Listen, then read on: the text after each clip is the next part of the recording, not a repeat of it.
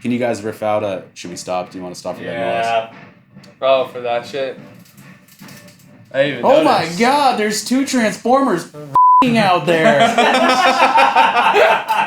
Holy sh**. Golly. Yeah, for real. How long do you think they're gonna go for? Decepticons finish quick, huh?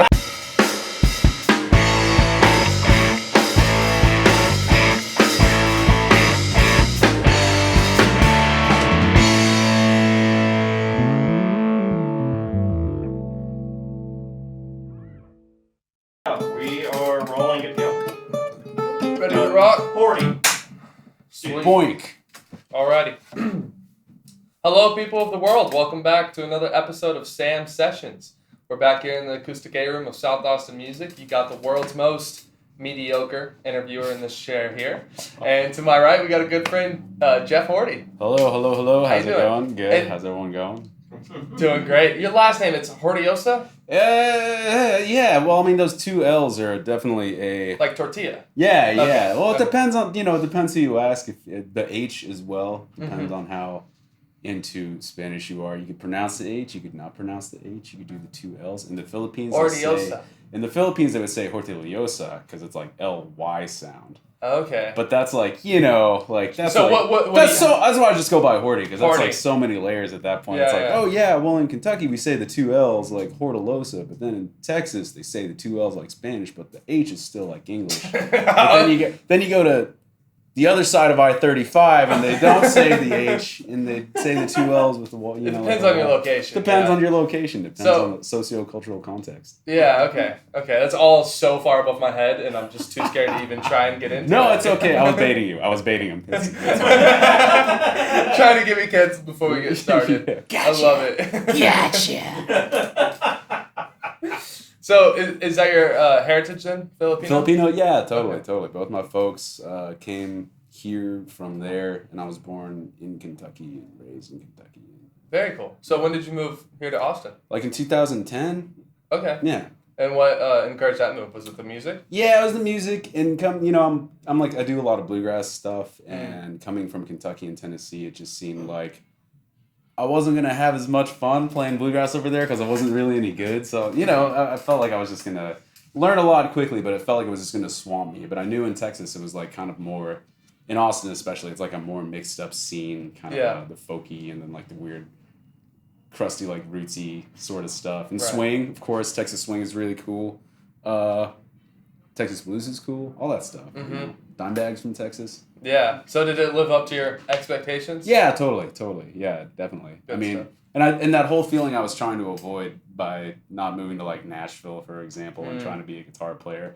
I still felt it here in Austin. You know what I'm saying? It's like it's like, oh, I don't want to be that much of a big what is it, like a small fish in a big pond in Nashville. Yeah. But then you get to Austin and it's like, oh fuck, everyone's so good. No, why? Yeah. Yeah, but that's cool. It's also humbling and encouraging as well.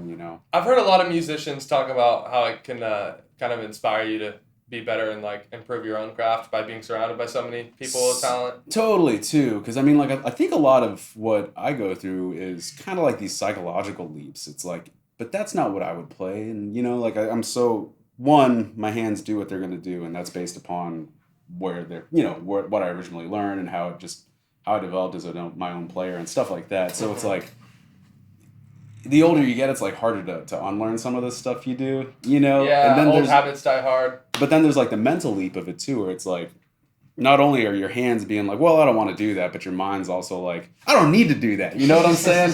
But when you see other people and how like, almost how casually they are who they are, but at the same time how like they're also casually not who they're not too. Like no one needs to see how much I'm self-conscious about my playing. Like I should just be who I am and casually do it and be inspired by it and inspire other people. I guess that's the cool thing about Austin. It's like you can be really good and not make a big deal of it. Right. And everyone else is going to.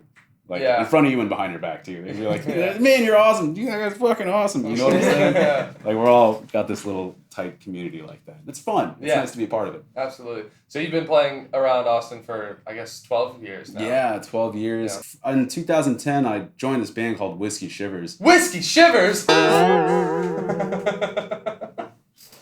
I do want to talk about Whiskey Shivers, but because that just happened, I saw that you did the short film. Yeah. Well, I have it written down here. It's called War Monkey? War Monkey. Yeah, right. totally. And I noticed a lot of like good comedy in that short film. Thanks, man. Where does that aspect of you come into play? And how? I guess, so there's like a weird balance. Before moving to Austin, I think I probably only played like 9 shows from the age of like 15 to 23. You know what I'm saying? 24, I guess.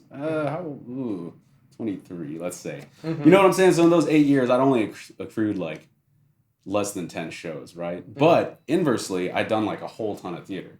Like I was way more experienced as like an actor. Kind of like doing like, you know, even like improv stuff. And so that kind of came first. That came first. So like a whole lot of my stage stuff really came from that. And then I got thrown into, you know, then you go to Austin in my first like month here. I was like, all right, well, here's your next 2 weeks.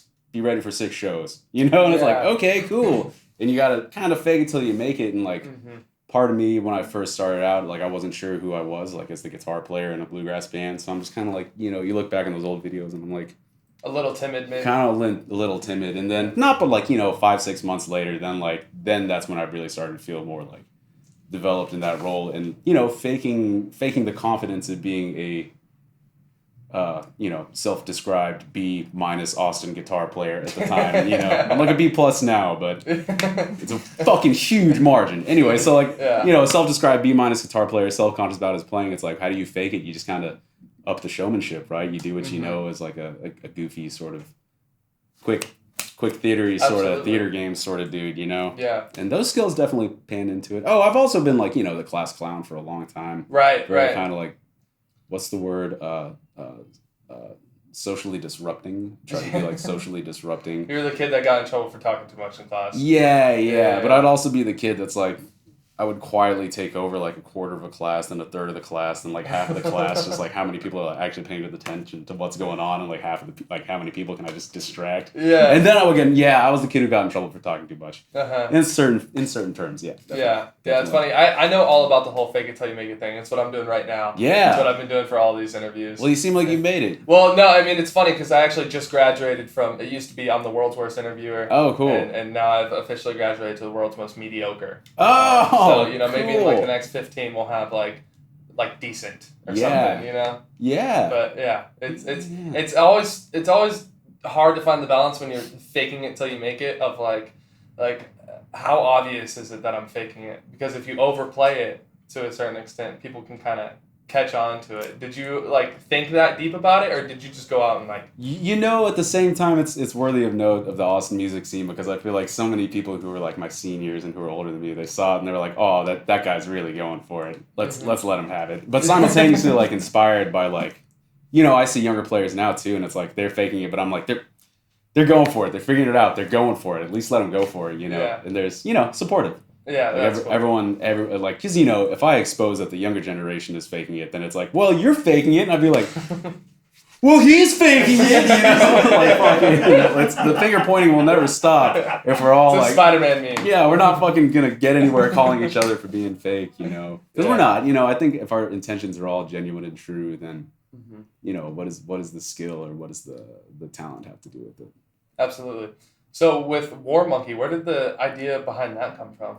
There was in, when was it, 2018, around Christmas, there was a missionary who went to this place called Sentinel Island that was like, he wasn't supposed to go there. Yeah. No one was supposed to go there. Yeah. And he got shot by arrows. I mean, but like, no one was supposed to go there. It's like, he knew it. It's a protectorate. It's like, you could enact extreme biological violence upon these people just by your presence there, you know? Yeah, for sure. And I was thinking to that, and it's like, have you ever seen like King Kong, like Skull Island or any of that shit? Like there's always like the natives who like they roll up and it's like, holy fuck, what are these guys saying? They must be jibber jabbering. They don't have a clue what's going on. They're just gonna smash this guy's brains in because they're idiots. Yeah. You know what I'm saying? Like that's always the depiction that you see. Right. I really like a movie called Gods Must Be Crazy, but because like they kind of have like this really funny stonery like sentimental glaze of a I guess a cinematic style, a comedic style, but that also too like kind of takes away from like the speech of the people, like the voice of the people who are. Okay. You know what I'm saying? Like Yeah, even yeah, in yeah. the Sentinel Islands, it's like these people are like, oh man, like how could you be so savage as to do that? But it's like, you know what? Let's like flip the whole fucking perspective. Right. Let's like think about what it would be like to actually be these dudes, but not doing like in a romanticized like fucking like. You know, brother wind, what do we see upon the horizon there? You know, it's like, oh, it looks like a body in the sunset. Oh, let's go check it out. You know, like the fucking like romanticized noble savage sort of shit. It's like, what if they were just like a couple of derpy like fucking Andy Griffith fucks? You know, it's like holy fuck. Like, what if it's like a small town cop? Like, what if like this noble warrior is like just a goofy small town cop who's just kind of like making shit up and like he always gets stuck doing stupid jobs. You know, Of course, yeah. Yeah, and I guess, you know, if you see the ending of it, then, you know, morally it's like I feel like it's a good, peaceful thing despite the For sure. No, I love the idea behind it. I love the whole finished product. It was really I mean, I found myself laughing more than I thought going into it. And yeah. Definitely kind of like got me thinking a little bit. And I was like, I know that there's a deep perspective, like, you know, kind of meaning here, and I'm just not quite smart enough to like fully understand it. So no, if you felt something, then you're smart enough to understand. Yeah, I was happy to be able to ask you about it to like kind of confirm that. But how long was the process behind making that? Golly, wrote the script in like January 2019 or February 2019. After it was in like 2019, we started out in January with a 9-week tour with Whiskey Shivers. Whiskey Shivers. I forgot how I did it the first time. We can cut it. I also no. So we did a tour. I got back in we got back from tour in February. I wrote the script because I've been just kind of like ruminating upon it and just like had all like the little bits and pieces of the story. Like, oh, this is gonna happen, but then this has to happen. Got like a super long script. Got like a fucking like, you know, twice as long as what it ended up being, and then just steadily like. Cut stuff out, cut people out, cut like little sidelines out of there, you know, just the editing process. March, after South by, I start trying to nail down a time when everyone could be involved because I had Tito, Keto, Keto's the chief, and then Kanani. They have a dance troupe called Tropical Productions, which we'll get to that in a second. Okay, so and then, you know, the extras, and then Derek, the Happy Mission buddy, who's like, you know, he was my old roommate, and he's a professional actor and stuff like that. So I definitely wanted to get him because I was like, bang for the buck. Right. Awesome. Yeah. So that ended up getting booked all in June of 2019, and I had 2 days to do it. It was like a weekend, June 11th and June 12th. So by April, I have the whole thing kind of mapped out what I need to do. I rejoined Tropical Productions and I started doing like Polynesian dance stuff again and trying to get in shape. I joined On It for like 2 months. You know, the gym, On It gym. I didn't know they had a gym. I thought it was just like supplements. No, they were just supplements. Then they had a big open gym, and then 2020 happened, and they like had a small gym. So it's kind of like this weird thing. So I joined like when they was still in that growing period for like 2 months, trying to get in shape for this thing. Because I'm pretty naked through the whole thing. Anyway. Had to look your best. Yeah, I do. I just wanted to be like energetic throughout because like a two-day shoot is like super quick. Those are like 2 14-hour days where we just fucking did all that stuff. But anyway, I spent like April and May working on Polynesian dancing and also acquiring the stuff to make the set because like I built the fucking. I was gonna say, where'd you shoot? Because I mean, it looks like a super legit little island. That was in the Ball Farm in Lockhart, Texas, or Dale, Texas. My buddy Josh Ball, he's also a sound engineer, and Ivy Kaiser. Cool. They got a little property out there, huge property. They used to have like festivals and stuff. They still might here soon. And the McKinney Falls State Park let me shoot a bunch in there. Oh yeah, okay, I've been there. Which was super nice of them. And then this like. This place in San Marcos off the river that was close to a dam. I don't know how usable that spot was supposed to be, but it was totally usable. We were totally allowed to use that spot. Yeah. No trespassing involved whatsoever. No. Yeah, of course No. Yeah. No. No.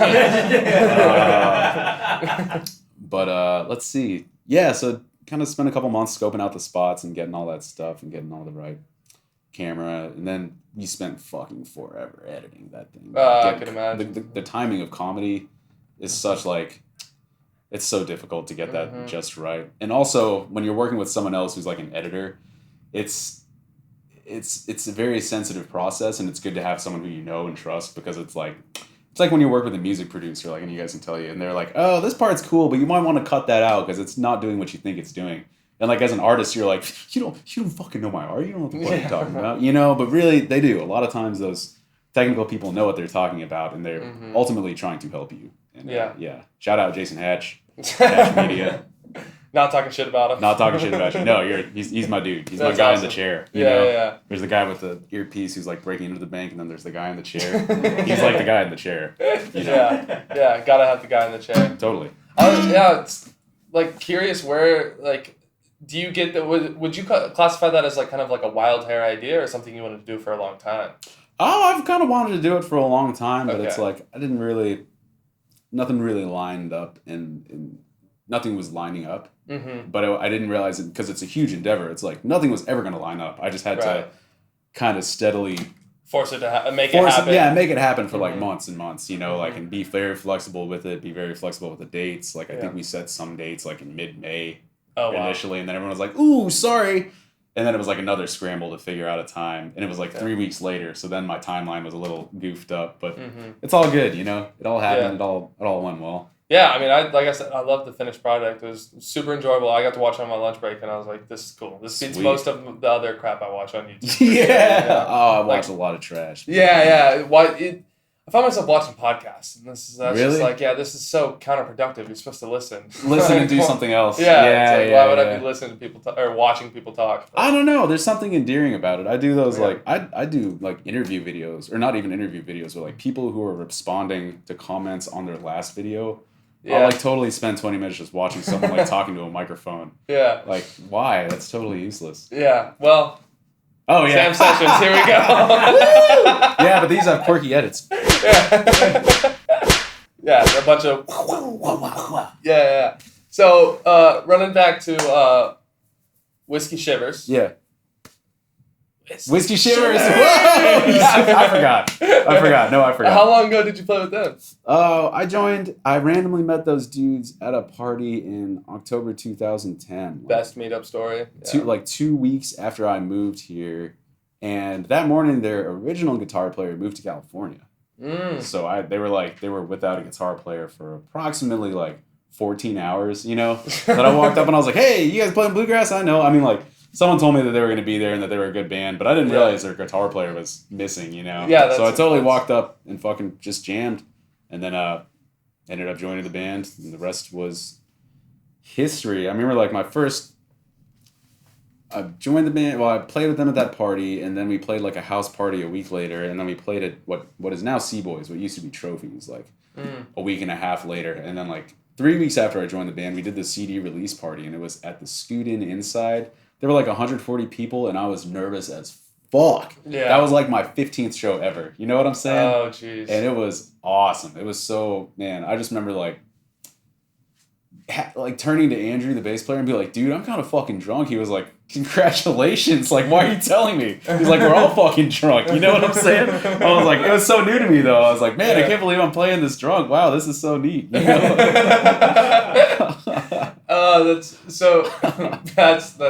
fun. You talk about you were really nervous before. Can you remember the time when you started playing where you stopped feeling nervous and more just having a good time?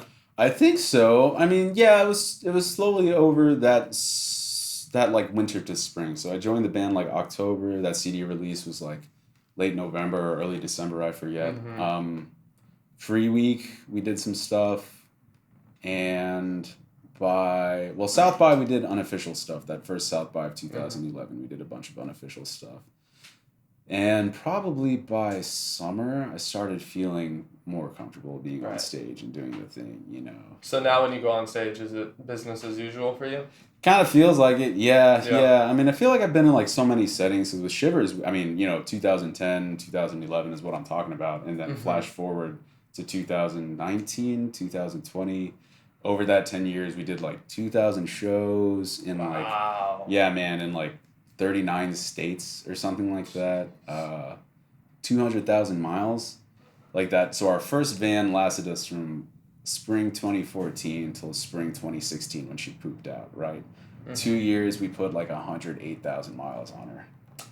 Which is fucking crazy. The amount of times that I've driven straight back, well, not myself, but the amount of times I've been part of a drive from straight Seattle to Austin, like a 37-hour haul. The amount of times I've done that is like 5. What vehicle was it? Why would you do that, dude? One time, I think we were just playing music festivals or something like that, and it's like because we would do so many crazy tours. Like Life for Me for a good 2014 to 2017 was like 2 weeks on, 2 weeks off, 3 weeks on, 1 week off. You know, 2 weeks on, maybe a month off home, and it's like, oh my God, this is the best month of my life. And then you're gone for like 5 weeks. You know what I'm saying? It was we were just saying yes to every gig, just getting out there and getting it. And the money was making enough sense to get out and do it. You know, I don't want to say it was great for a while, but it was making enough sense to get out and do that stuff. Where was I going with that? Well, so you said you did like 38 states, right? Yeah, and like 2,000 shows? And like 17 countries, not 17, what the fuck? How many countries are in Europe? We did like, I don't want to count Ireland and England and Scotland as different countries because they're all the same. UK, right? So UK, we did Germany, Switzerland, France, Netherlands. So are there any of those that like really stick out in your memory? Oh man, they were super awesome. Every single one of them was super fucking. Oh yeah, every single one. Because they have a culture of like feeding you and putting you in like a hotel if you're the band. Oh, that's cool. So it was like, you know, the money was still not great those first couple tours, but it was really fun to eat like really. They're good hosts. Crazy food, you know. Yeah, I mean in the States there's also awesome food for sure, but it's generally like awesome versions of the same thing. Yeah. Shout out to Shuba's Macaroni and Cheese, Chicago. That shit's awesome. If you could only go back to one of those in the UK. In the UK, oh geez, any one spot? Golly, that shit was insane. Oh man. Like if you could only go back to one to play again. Oh man, it's so hard to say. Would you be able to choose one? Yeah, it'd be really hard to choose one, but I liked this one time we played on a boat. It was like a decommissioned World War II boat, obviously, in Bristol, England, and the club was called Thekla. And this place was fucking awesome because most of the crowd that we'd seen, I would say like half of the crowd had either seen us randomly at a festival the summer before, or like we picked up at shows throughout the time, and then like the other half had never seen us before. And at this point in the tour, I would always like pick up a tour gag and be like, hey guys, I'm like, you know, never say this like, hey, I think I'm going to try to pull this one as many times as I can. But we try to see how many times, because we played so many shows, like how many times you could do one stupid fucking thing throughout. So this was a tour of I called it Horsey Hands. I'd be like, all right, everybody, whenever we do a song that goes from like slower to faster, I want to show you guys the Whiskey Shivers dance. And it goes like this. I was like, it's horsey hands. Everybody just get ready to just bounce up and down and throw your horsey hands. And, you know, people did it. They would do it. And Thekla was one of those where I got them to do it like 3 or 4 times. And, like, they would do it for the duration of the song. And it would be all of them. And it was like, you know, like 250 like British people like, oh, yeah! Like, throwing their hands up. It's like, man, that was wild. That was wild. That was wild. That's such a random thing to get people to do. I know, man, but a lot of people do it. You know, all over the place. U.S., hey, horsey hands is like a universal concept. Yeah, I don't recall them doing it too much in like, you know, the Netherlands or Germany, but man, in the UK, those fuckers, horsey hands. They're probably still doing it. Oh yeah, totally. Man, yeah. They're probably still doing it. Man. So I know you were talking about you just did a martial artist tournament. Oh, right? I did. Yeah. When did you get into martial arts? Oh man, from the age of like 9 to 13, I did Shaolin Do in like Kentucky, and then I stopped. I just wasn't into it anymore, you know. And, as kids are wanting to do, you know, definitely played more guitar, and just tried to stay in shape and whatnot, you know. Of course. It's one of the more fun ways to stay in shape. Yeah, for sure. Just lifting weights. For sure. Beat the shit out of somebody. And then I guess last year I got back into it. I had a broken foot for like 6 weeks of 2021, or not 6 weeks, like no, like 3 months. I had a broken foot for like 3 months of 2021. Yeah. And then when it healed up, I was like, all right, I'm just gonna do the stuff that I've thought about doing. So I rejoined a couple classes and fucking really focused in on this one called Sonda, which is it's different from other kickboxing styles because there's also like grabs and takedowns and throws, but you can't like drop to the ground and wrestle somebody, and you're not like clinching up and elbowing people or throwing knees or anything like that. Okay. But yeah, it's pretty fun. I can imagine doing something like that is definitely a confidence builder. Right? I mean, like, you know, like as a martial artist, I tell people like the number one thing that you'll get from martial arts that has a 50% chance of saving your life, as you know, 50% chance saving your life automatically if you practice the martial arts is cardio. Yeah. You know what I'm saying? Yeah, like, heart disease is a real heart disease will fucking kill you, dude. Yeah. Like the probability of heart disease getting you more than like a mugger in the streets, like it's not fucking Gotham, people. Like, you know, go running. You know, like fuck. You know what I'm saying? Yeah, like, I mean, for some people, life is hard. To which I would say probably cardio would also be a great benefit. If you got to escape actual conflict frequently, but you know, just to be.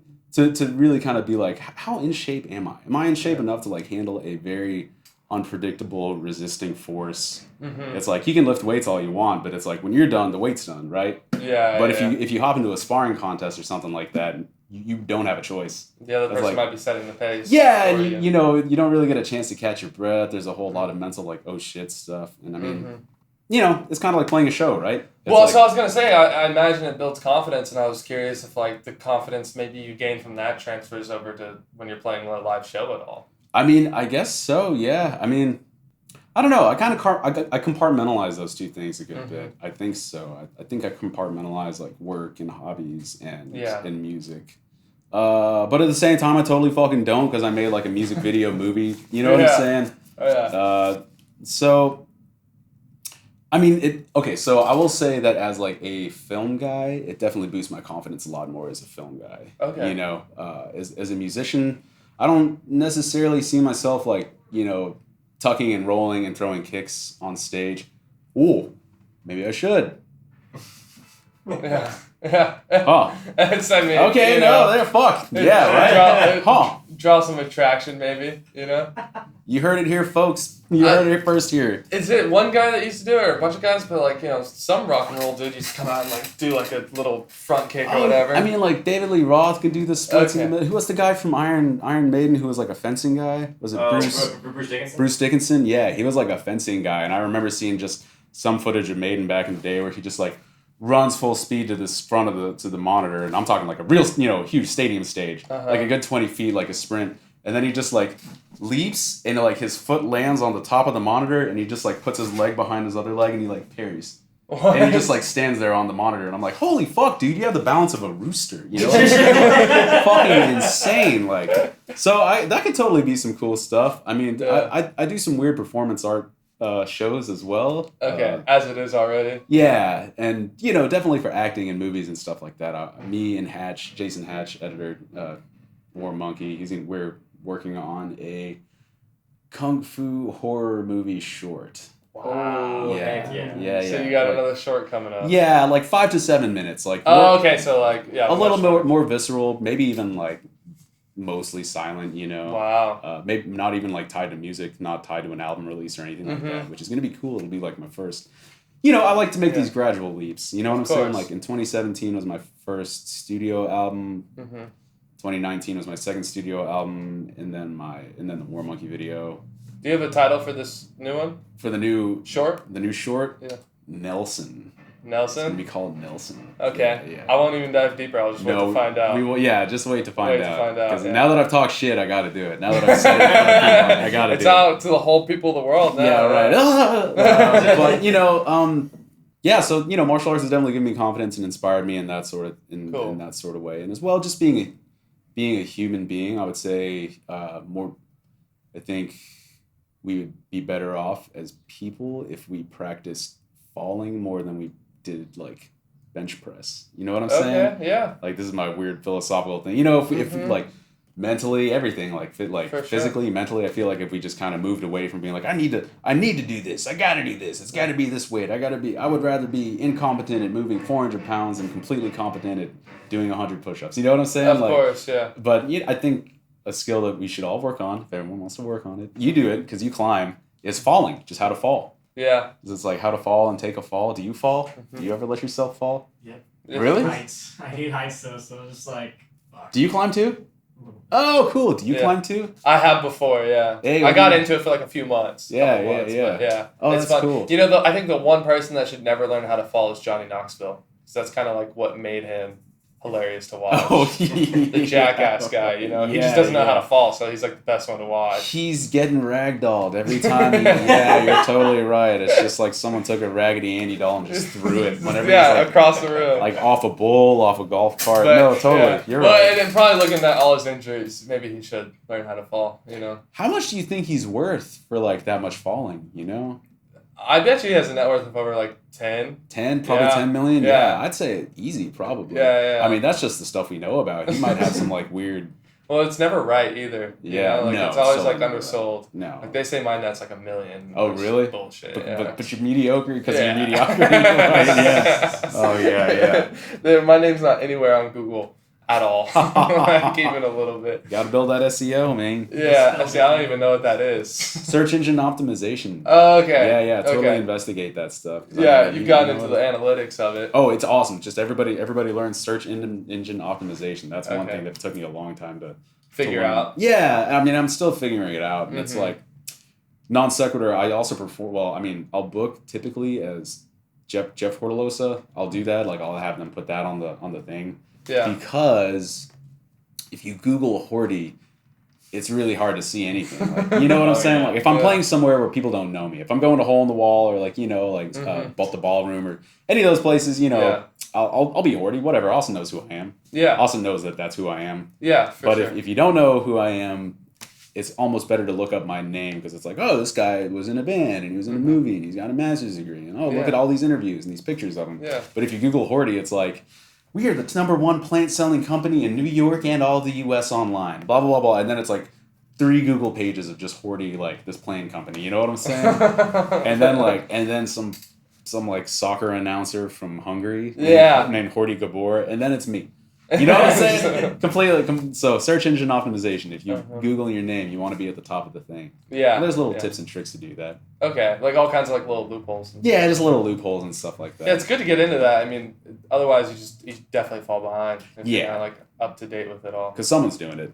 Someone else is doing it. Someone might have your name soon and be doing a similar enough thing. I need to go get my own name trademarked. Yeah, or something like that, or like such and such podcast, or South Austin Music sessions, or some shit like that. Like whatever. You were talking about movies though. You were in Pitch Perfect 3, weren't you? Yeah, totally. So like you had a part in there, or what was that like? I had a speaking part, and Whiskey Shivers was a band that was in the movie. We were That's cool. One of the bands that was competing with the Bellas as they are wont to do. Let's see. The first 2 movies about a cappella.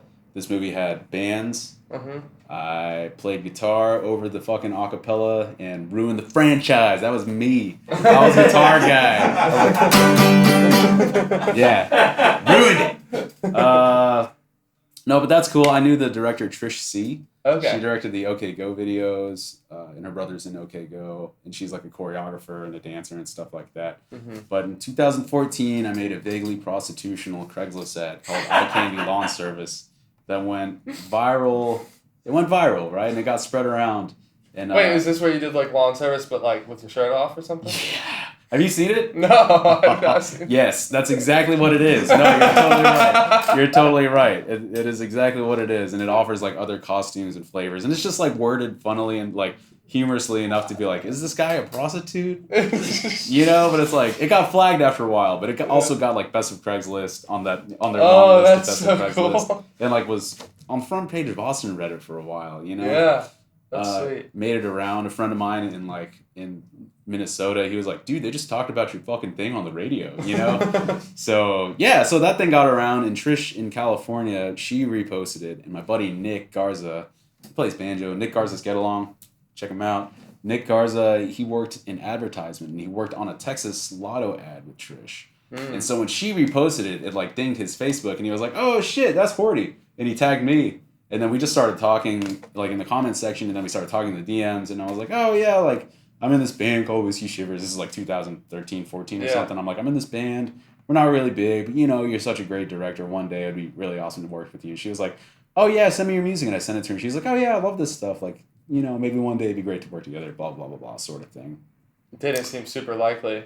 And then like 3 years later, she got the role directing Pitch Perfect 3. Wow. And was like, hey, Horti, so we need a country-esque band. I sent Universal your music and your music videos and the Craigslist ad, and they like you guys, and they want you to record some demos for them, right? Dang. And they sent us a bunch of money to record some demos, and we recorded some demos, and like those demos ended up being what they used in the movie for us. Wow. Because we were just coming hot out of the bubble. Like we were recording our album Some Part of Something at the bubble from like we started in 2015 and then we sessioned it out. We would do like a solid month and then wait and then chunk it out, and then so by the time we finished it up, we were just like studio dudes, like we were used to putting in the hours, we were used to overdubbing, we were used to checking the fuck out and just playing on your phone while everyone else does their parts, and like all the drummer guys like, that's not the sound,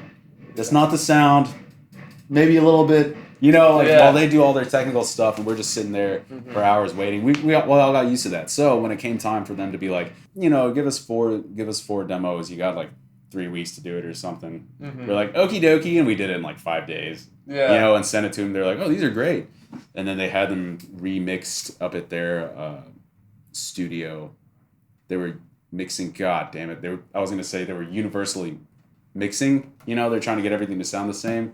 But then I almost said they were universal studioing, which is also a thing they were doing, I guess. But anyway, so we got them demos really quick, and they sounded great, and they liked them, so it went well. Everything went well. Yeah, that's cool. Talking about recording stuff, what are you recording these days? I'm entering the studio in a few days. I'm not sure, when is this going to come out? Probably a couple, 3 weeks. Oh, okay, cool. Yeah, so around the time that this is coming out, I'm going to be hitting the studio with David Beck from David Beck's Tejano Weekend. Okay. Jeff Blankenhorn from Jeff Blankenhorn. We just had him on. Yeah, Dennis Ludeker from Asleep at the Wheel and Milk Drive and all that stuff. He's just such a badass fiddle player. And Aaron Parks everyone knows Aaron Parks, I feel like. He's just a badass drummer here in Austin. We're doing it over at David Beck's studio. I got 2 songs. I think I'll perform one of them for you guys later. Hell yeah. Just 2 newer songs that I've had written for, I don't know, like a year? Year or not a year, something between a year and now. Yeah. These songs were written. Yeah, that makes sense. Between a year ago and now. It wasn't yesterday. It wasn't like 2 years ago. No. The idea was concepted probably a year ago, but it's not until sometime in the last few months that I was like, all right, I'm going to finish the song and get into the studio. I'm excited to see those come out. For sure. Yeah, me too. Oh, man, it'll be great. I'm excited to hear a little sneak peek maybe here at the end. Yeah. I got a question for you, Jeff. Which one was more fun for you to record? Beer and condoms or Jesus Christ? Oh, man. I would say beer and condoms. It has to be. It has to be. Oh, yeah, because fun-wise, beer and condoms for sure. Because let's not make that like too overbroad, because Jesus Christ can definitely be more fun than beer and condoms. Totally true. Like the actual thing. Yeah, the actual song-wise, beer and condoms was really super fun to do. Yeah. Because we had a whole bunch of people in the studio. On that session, on the Corpus Colossum session, I had like Michael Matenko, Sam Kostler, Chris Wade, Matt Bradshaw, Micah's dad, Neil Matenko. He played the sax on Mike's Pi. dad. Okay. And Hannah, my Yance, my lady, and then my friends Luke and Jessica were there. Jessica takes pictures. Okay, cool. So it's like a party in there. Yeah, for the chorus of that, like the beer in condoms, like we had like 12 of us in a studio singing to like the room mics. And that was really fun, you know. Yeah, that's fun. That was super genuine, and it sounds like a party. Mm-hmm. You know. Yeah, it's kind of a party song too. It's a total party song Yeah. for sure, and like that one was really fun. That's awesome. That's awesome. I think for this next part, we'll jump to this or that question. Sure. Is this like a never have a no, or like a would you rather sort of, or? Yeah, basically, I'll give you like two options. Just pick the first one that comes to mind. You know, like for example, I don't want to use the same example I've been using. Couch or recliner? Ooh, couch. Couch. Okay. iPhone or Android? Ooh. I guess. I mean, I use an Android. I like iPhones, but I have an Android. This is the guy. Yeah. This is the guy. We found one. I've been waiting for this answer since the start of these sessions. I like Android. Why not? Yeah. No, say it proudly. Yeah, it's just a phone. A phone shouldn't define you, people. Yeah. Say it proud. Say it proud. Yeah. Androids are the best. Anyways. Bow down. Some people are thinking that's the funniest joke I've ever said on here. That androids are the best. Let's say you're going out one night and you got some cash in your wallet. You can either have 520s or $100 bill. Which one would you rather have? Oh, 520s for sure. Yeah, just because it's easier to split up. Mm-hmm. What about 100 singles or 520s? I would have 100 singles. Oh. Yeah, because I mean, like you got to think of like everybody in the service industry. They're like people come up, at a food trailer, for example, they'll be like, oh shit, here, I only have a 50, can you break this? They're like, yeah, I think so. They're going to go through the register pretty quick if everyone does that. Yeah. Right? And then after a little bit, they're going to have to break into the fucking tip jar and start making change out of that. And then eventually people are going to come up and be like, can I break this 50? And they're going to be like, no, I'm sorry, you can't. Like 8 other people came and did that before you. Yeah. And they'd be like, okay, I'm not patronizing your business, and then they'll leave with their money. So if you have singles and you just give people singles, like if you can pay for a whole meal in singles, you're probably helping them make change for like 1 or 2 transactions afterwards. Wow. Right? That's a very considerate way to think about it. Oh, totally, yeah. Singles cool. would be great. You can throw singles at fucking, Mm-hmm. You can just wad them up and throw them in someone's face, and they'll be like, why'd you do that? And you're like, it's $1. And they'd be like, oh. Oh, okay, cool, yeah. Thanks. Would you rather watch a movie or TV show? Oh, jeez, Pete's. Like a movie of a TV show? Like would I rather watch Simpsons or the you Simpsons can watch a movie? Whatever movie you can watch, or you can watch like a TV series, I'm gonna go TV series. Okay. Get more in depth with it, right? Yeah, I guess so, because I don't like to sit down and watch a movie. Like I love watching movies in the theaters for sure, but when I'm like watching a movie on TV, I'll get like 30 minutes in and be like, all right, end of Act 1, moving on with life, and then I'll do something else and then finish the movie. I'll episodically finish the movie anyway. So I see. Finger picking or playing with a pick? Playing with a pick. With the pick for sure. I like finger picking, but it took me a long time to get the pick technique down, and I like it a lot, and I think it adds to my sound more than my finger style does. Nice. My finger style is pretty good, but my picking's much more me, I would say. Very cool. Yeah. UFC or boxing? What did you say? UFC or boxing? Ooh, oh man. I'm gonna go UFC. UFC? Yeah, I'm gonna go UFC. Who's your favorite UFC fighter? Present day. Present day? Yeah. Man, I was at UFC 271 and I saw Robert Whittaker against Izzy Adesanya, and Izzy's unstoppable. Izzy's insane. But I can't believe you saw that fight live? Oh yeah. That's incredible. Being there, watching it like firsthand, it's super easy to watch it like when the cameras are like in the ring and it's like you're like, oh, I could take that guy or whatever. Yeah, you get that view and you're like, man, Izzy had it, but like Robert did some crazy stuff. Like he had some really, really good. I like the he wasn't gonna out trick Izzy or anything like that. Mm-hmm. And he definitely went for wrestling a little more than he should have because his striking wasn't as super effective. But he just kept having this really slick jab. Just like a straight jab that he would just break into a trot and like Izzy would be moved back. Like, you know what I'm saying? A good jab can end things very quickly. You know what I'm saying? Like a well-placed jab. And it's like to be able to, to acknowledge that your power shots aren't going to have reach and that your trick shots aren't going to out-trick this guy, just to go straight at him with a jab and that be your most effective thing. Mm-hmm. I was like, that's fucking awesome, man. Good for you, dude. That was really cool. I don't know if I would say he won the fight, but I would say it was a lot close. Yeah. A lot closer than people get it. than most people would say, right? Yeah, I like Okay. Bobby Knuckles. I became a big fan of Bobby Knuckles that night. for sure. Okay, sweet. Yeah. That's cool. That's awesome. I'm glad I asked Totally. that one. Oh shit! But okay, but then there's ONE FC, which isn't technically UFC, which is just MMA in general, right? Okay. And Demetrius Johnson is still competing in the ONE FC. Yeah, I know the name. He Mighty Mouse. Yeah. He was in UFC for a while, but like he weighs 125, and I feel like American audiences just aren't as captivated by like lighter fighters like Yeah, that. yeah. But in Asia, they're like, yeah, sure, whatever, send him on out. And he's still crazy. He's still amazing. Yeah. That's cool. So one of those two? Yeah, one of those two. One of those two. Yeah. Car or truck? Ooh, car. Okay. Big venue or small? To see or to play? Play. Small. Small? Small. Cat or dog? Dog, for sure. Okay. Cocktails or beer? Beer. Austin or Nashville? Austin. Nice. Austin. Nice. Debit card or credit card? I'm going to say credit. Okay. Yeah. I'm going to say credit card. Tie it to your bank, though. Pay it directly out of your bank so that it's almost... Like, you know what I'm saying? Like Almost like a debit. Yeah, almost like a debit, but Yeah. you get to build credit at the same time. But don't be silly. Don't be silly with it. Yeah, of course. Don't be silly. You're leaving the house. Style or comfort? Ooh, leaving the house for what? Whatever. Yeah, if it's for whatever, I'm rocking both. Okay. I'd do it. Comfortly in style. Comfortably in style. Yeah. That's what I try to go for. You Okay. know? Would you rather have like a really big house or like a small one that's, well kept and efficient? Where? Like In Austin. In Austin?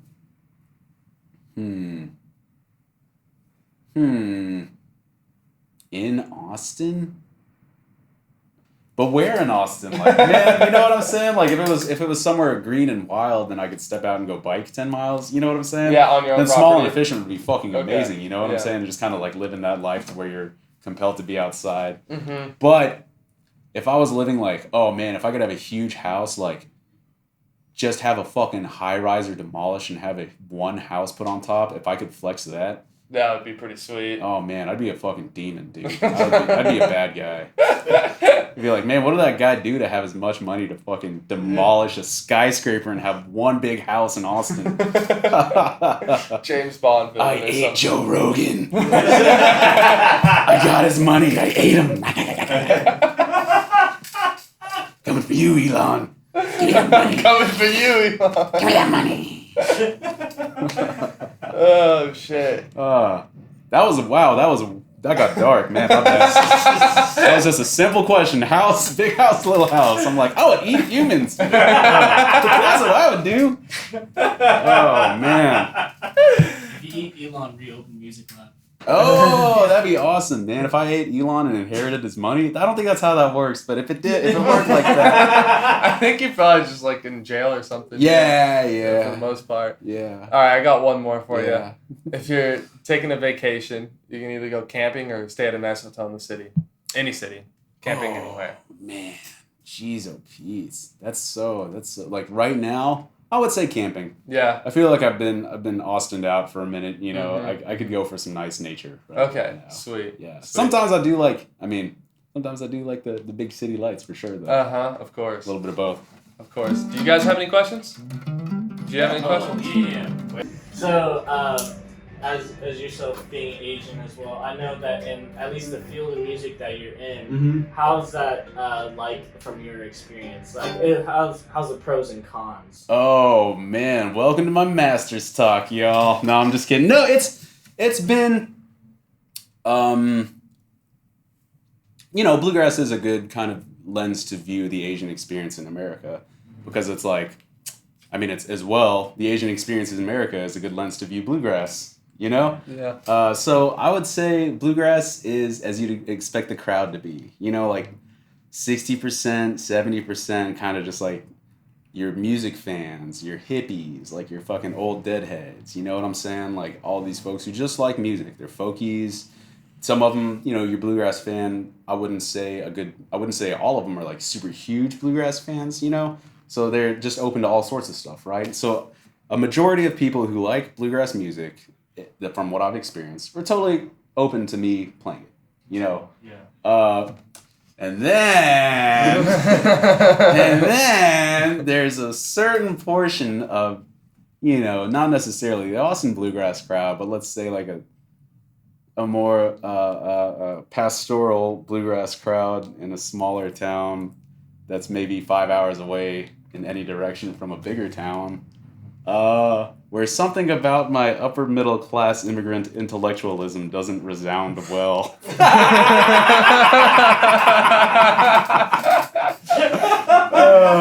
Let's just say it like that, like not that I've ever been like made to feel unsafe, or maybe I have and I'm just such a fucking dimwit. They're like where are you coming from? Austin, thanks for asking. I don't know, but I've never really, I haven't really encountered too many like not safe feelings out in the world, but definitely like, people kind of, they'll tune out at your songs, or they'll walk away, or they'll talk to you after the show and be like, what are you doing here? You know what I'm saying?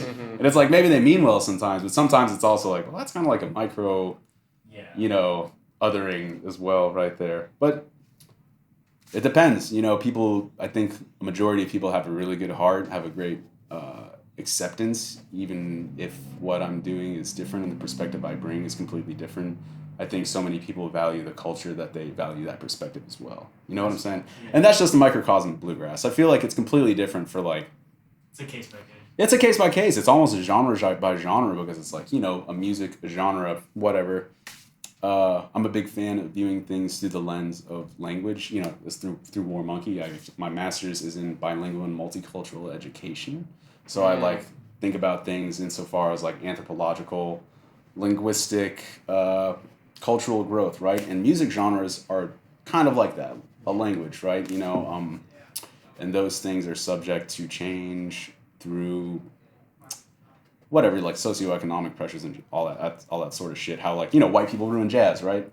Like that shit happens. That shit totally happens. But like once upon a time, jazz was like, oh yeah, look at all these black musicians who are marginalized taking their blues and then these new concepts and all these crazy things and like, fucking, you know what I'm saying? Yeah. And like, and from that, I just feel like so many things, so many genres are more moldable than bluegrass. So that was definitely, as you asked, like with the music that I play, what does it feel like? With bluegrass, it's cool. It's really cool. It's a privilege to be like the first Filipino bluegrass dude out there. You know what I'm saying? It's a total privilege. And this is a responsibility. You should ask James Bookert how he felt about being a black banjo player in the bluegrass world. I mean, that's a completely different experience as well. Like the black experience and the Filipino experience are similar, but they're not the same thing. You know what I'm saying? In the rock world, I don't think I've ever felt any sort of anything. I feel like rock is so old at this point, and I'm talking about like your classic rock, fucking, because there's been enough like bands from Asia where they're like, all right, now this is my favorite song by Bon Jovi, and like they clearly love it, and it's like the genre seems a lot more fluid that way. Hip hop too, I feel, has a lot more openness to it because of like the like 88 Rising, is also coming up to a lot. Yeah, just kind of like the urban mentality is more diverse, I guess. You know what I'm saying? And not that there's not their problems, and not that there's not like, racially driven dance battles out in California or something like that. We dance it out here. Well, that's great. That's a great answer to a great question. Yeah, I mean, it definitely merits a lot of introspection and a lot of taking stuff serious and thinking about it. But yeah.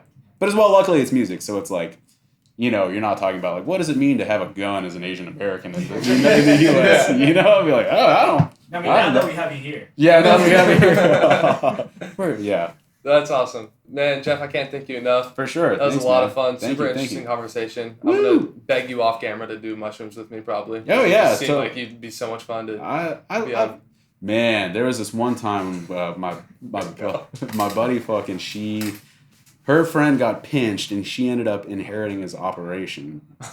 And so she was like, for 2 weeks, she was just like, hey, you guys want, I just have all these shrooms for free. I was like, okay. I just did a little bit every day, and it was Microdose. Yeah, microdose before microdosing was a thing. But Okay. but I was definitely. I remember I was telling Bob, fiddle player from Whiskey Shivers, I was like, man, this is great. I kind of don't want to ever come down. He's like, maybe you should stop.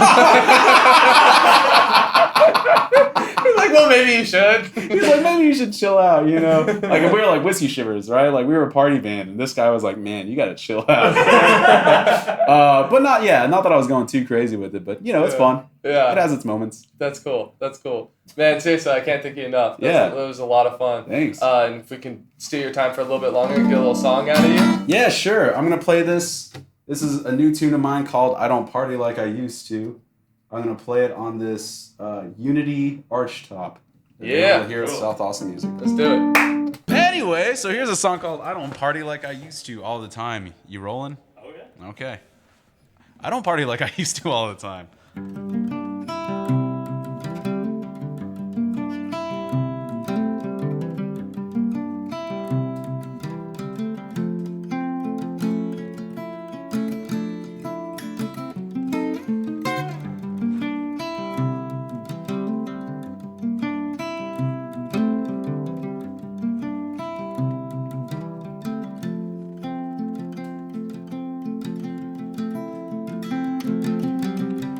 Two drinks and I won't get up. Just two in a 12-ounce cup. Once I couldn't get enough. I don't party like I used to.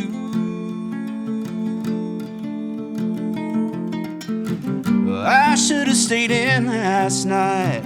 I shouldn't be in the full moonlight. Wouldn't if I remembered I don't party like I used to all of the time.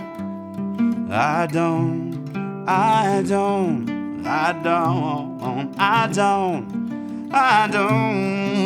party like I used to all of the time. Well, I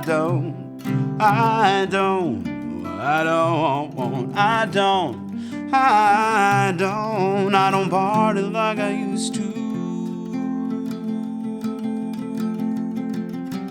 And take off like an aeroplane. Runways of good cocaine, miles high above the pain. I don't party like I used to all of the time. The knife bumps in an empty bar, the white stuff I ain't did before. When life's good, can you get some more? I don't party like I used to all of the time.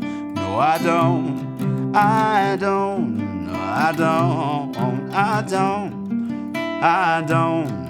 don't party like I used to all of the time. Well, I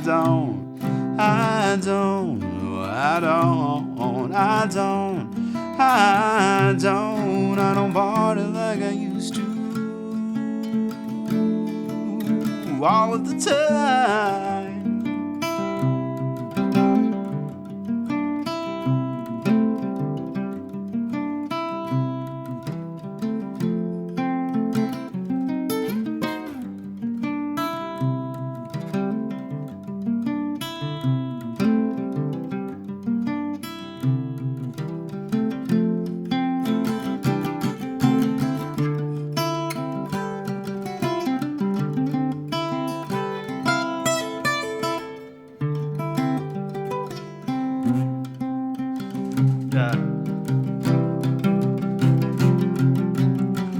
Two shots for the band goes up. 2, 3, 4, good luck.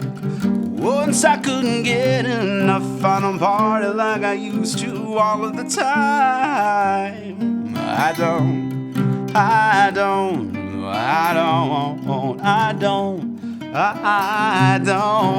party like I used to all of the time. Well, I don't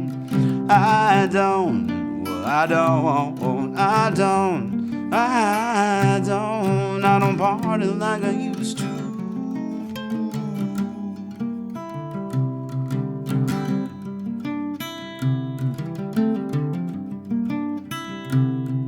I don't party like I used to. Yeah.